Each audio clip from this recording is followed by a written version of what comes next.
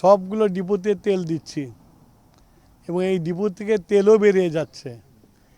তেল বেড়ে যাওয়ার পরে তাও আমরা দেখছি যে হাহাকার, যে দেশে তেল নাই।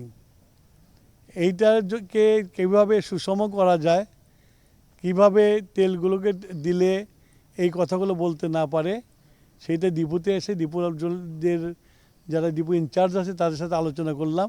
আলোচনা করে তাদেরকে নির্দেশনা দিলাম যেন প্রত্যেকটা পাম্পে তেল যায় এবং সেই তেল যেন পৌঁছে।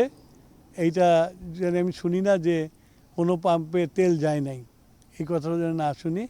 সে কীভাবে করবে সেই নির্দেশনাটা তাদের দিয়ে দিয়েছি এবং আশা করি আগামীকালকার থেকে তারা এইটা পালন করবে এবং প্রত্যেকটা পাম্পে ঠিকমতো তেল যাবে।